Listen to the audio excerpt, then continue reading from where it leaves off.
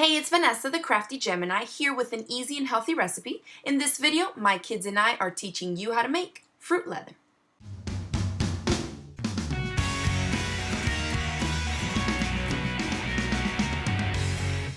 In our Vitamix container, we're adding 1 cup of frozen raspberries, then 1 cup of frozen blueberries, and you can do this in a blender as well. Now we're adding 1 cup of frozen blanched kale that we grew in the garden last year, and then 1 cup of chopped up, these are actually fresh strawberries. We like ours more tart than sweet, so we add the juice of 1 freshly squeezed lemon, and then a couple of drizzles of some local raw honey, which is our sweetener of choice. You can use another type of sweetener, or if you're using some really sweet berries, you can leave it out completely. There she goes. Now we can put the container on the Vitamix base and add the lid. At the top, I removed the little plastic part because we're going to be using the tamper for this. Since you notice we haven't really added much liquid at all to this. If you're using a regular blender, then you're probably going to have to add some liquid. But since this is going to be dehydrated, I don't want to add any extra water to this because then I'm going to have to wait longer to enjoy the fruit leather. So I'm going to have Jonathan here just tamp it all the way down. We just push the food into the blades. It's going to blend everything super smoothly for us right into a liquid.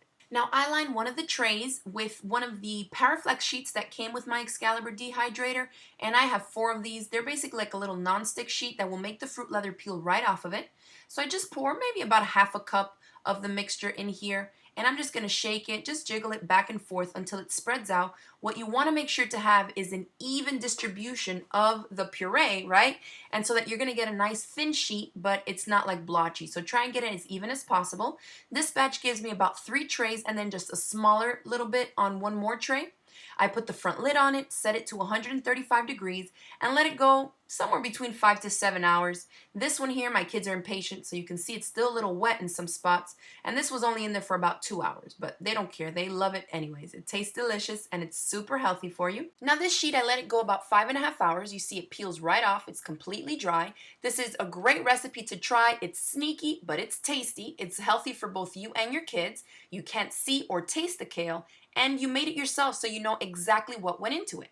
I hope you all enjoyed this video tutorial. If you did, hit it with that thumbs up and make sure to click the subscribe button so you don't miss out on my future videos. If you're on the market for a food dehydrator, click open the description box below for information on the dehydrator that I used in this tutorial. Thanks for watching, and I'll see you next time. Bye!